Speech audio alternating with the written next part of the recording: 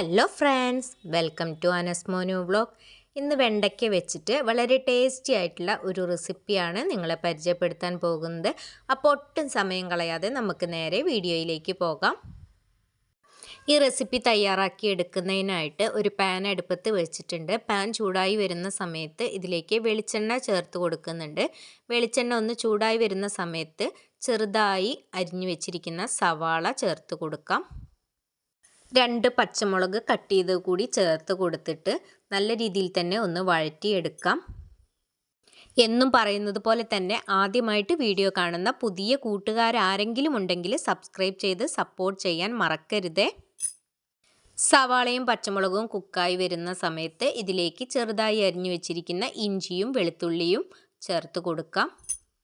ഇനി ഇതൊന്ന് നല്ല രീതിയിൽ തന്നെ വഴറ്റിയെടുക്കണം. വീഡിയോ കണ്ടുകൊണ്ടിരിക്കുന്ന സമയത്ത് നിങ്ങൾക്ക് ഇഷ്ടപ്പെടുകയാണെങ്കിൽ ലൈക്ക് അടിക്കുകയും നിങ്ങളുടെ കുടുംബങ്ങളിലേക്കും സുഹൃത്തുക്കളിലേക്കും ഷെയർ ചെയ്ത് കൊടുക്കുക കൂടി ചെയ്യണേ. പച്ചമണമെല്ലാം മാറി നന്നായി വഴന്നു വരുന്ന സമയത്ത് ഇതിലേക്ക് കറിവേപ്പില കൂടി ചേർത്ത് കൊടുക്കാം. ഇതിലേക്ക് ചേർത്ത് കൊടുക്കുന്ന സവാളയും ഇഞ്ചിയും വെളുത്തുള്ളിയും ഒക്കെ ചെറിയ രീതിയിൽ അരിഞ്ഞെടുക്കാനായിട്ട് പ്രത്യേകം ശ്രദ്ധിക്കണം. ഇനി ഇതിലേക്ക് അരിഞ്ഞു വെച്ചിരിക്കുന്ന വെണ്ടയ്ക്ക കൂടി ചേർത്ത് കൊടുക്കാം. വെണ്ടയ്ക്ക അരിഞ്ഞെടുക്കുന്ന സമയത്ത് ഇതുപോലെ ചെറുതായി കട്ട് ചെയ്തെടുക്കാനായിട്ട് ശ്രദ്ധിക്കുക. വെണ്ടയ്ക്ക അരിഞ്ഞെടുക്കുന്ന സമയത്ത് വെള്ളത്തിൻ്റെ അംശം ഒട്ടും ഇല്ലാതെ തന്നെ അരിഞ്ഞെടുക്കാനായിട്ട് പ്രത്യേകം ശ്രദ്ധിക്കുക.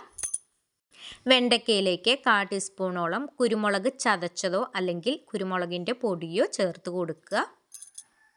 കുരുമുളക് ചേർത്തതിന് ശേഷവും നന്നായി മിക്സ് ചെയ്തെടുക്കേണ്ടതാണ്. വെണ്ടയ്ക്ക ഒന്ന് വാടി വരുന്ന സമയത്ത് ഇതിലേക്ക് 1/4 ടീസ്പൂണോളം മഞ്ഞൾപ്പൊടി കൂടി ചേർത്ത് കൊടുത്ത് ഒന്ന് ഇളക്കി യോജിപ്പിച്ചെടുക്കണം. നന്നായി ഇളക്കി കൊടുത്തതിന് ശേഷം 5 മിനിറ്റ് ഒന്ന് വേവിച്ചെടുക്കാം. ഞാനിവിടെ അടച്ചു വെച്ചിട്ടാണ് ഒന്ന് വേവിച്ചെടുക്കുന്നത്. വെണ്ടയ്ക്ക കഴിക്കാത്ത കുട്ടികൾക്കൊക്കെ ഈ രീതിയിൽ തയ്യാറാക്കി കൊടുക്കുകയാണെങ്കിൽ അവർ ഒരുപാട് ഇഷ്ടത്തോടെ കഴിക്കും. അപ്പോൾ ഇതുപോലെ എല്ലാവരും ഒരു പ്രാവശ്യമെങ്കിലും ഉണ്ടാക്കി നോക്കണേ. കുട്ടികൾക്ക് ലഞ്ചിനൊക്കെ ഒപ്പം കൊടുത്തുവിടാൻ പറ്റിയ വളരെ ടേസ്റ്റി ആയിട്ടുള്ള ഒരു റെസിപ്പി കൂടിയാണ് ഇത്. വെണ്ടയ്ക്ക വെച്ചിട്ട് ഈ രീതിയിൽ തയ്യാറാക്കി നോക്കാത്തവരുണ്ടെങ്കിൽ ഒരു പ്രാവശ്യമെങ്കിലും തയ്യാറാക്കി നോക്കുക. എന്നിട്ട് നിങ്ങളുടെ വിലയേറിയ അഭിപ്രായങ്ങൾ കമൻറ്റിലൂടെ അറിയിക്കുക. ചൂട് ചോറിനൊപ്പമൊക്കെ കഴിക്കാൻ പറ്റിയ വളരെ ടേസ്റ്റി ആയിട്ടുള്ള ഒരു തോരൻ്റെ റെസിപ്പി തന്നെയാണ് ഇത്. വെണ്ടയ്ക്ക ഇഷ്ടപ്പെടാത്തവർ ഒരു പ്രാവശ്യം ഇതുപോലെ തയ്യാറാക്കി കഴിച്ചു നോക്കിയിട്ട് നിങ്ങളുടെ അഭിപ്രായം അറിയിക്കണേ. വെണ്ടയ്ക്ക കുക്കായി വന്നിട്ടുണ്ട്. ഇനി ഇതിലേക്ക് 1/4 കപ്പ് തേങ്ങ ചിരവിയത് കൂടി ചേർത്ത് കൊടുക്കുന്നുണ്ട്. എന്നിട്ട് ഒന്ന് യോജിപ്പിച്ചെടുക്കുന്നുണ്ട്. വെണ്ടയ്ക്കയോടൊപ്പം തേങ്ങയും കിടന്ന് ഒന്ന് മൂത്ത് വരട്ടെ. അതിനായിട്ട് വെയിറ്റ് ചെയ്യാം. വ്യത്യസ്ത രുചിയിലുള്ള കറികളുടെ റെസിപ്പികളൊക്കെ മുന്നേ അപ്ലോഡ് ചെയ്തിട്ടുണ്ട്. ഇതുവരെ ഉപ്പൊന്നും ചേർത്ത് കൊടുത്തിട്ടില്ല. ഇനി ആവശ്യത്തിനുള്ള ഉപ്പ് കൂടി ചേർത്ത് ഒന്ന് ഇളക്കി യോജിപ്പിച്ചെടുക്കണം. വളരെ ടേസ്റ്റി ആയിട്ടുള്ള വെണ്ടയ്ക്ക കറിയുടെ റെസിപ്പി ഇതിനു മുന്നേ അപ്ലോഡ് ചെയ്തിട്ടുണ്ടായിരുന്നു. അത് കാണാത്തവരുണ്ടെന്നുണ്ടെങ്കിൽ ഒന്ന് കയറി കാണണേ. അനസ്മോനു വ്ളോഗ് എന്ന പേരിലുള്ള ഫേസ്ബുക്ക് പേജും ഇൻസ്റ്റാഗ്രാമും ഫോളോ ചെയ്തിട്ടില്ലെങ്കിൽ ഒന്ന് ഫോളോ ചെയ്യണേ. വെണ്ടയ്ക്കയും തേങ്ങയും ഒക്കെ കുക്കായി വന്നിട്ടുണ്ട്.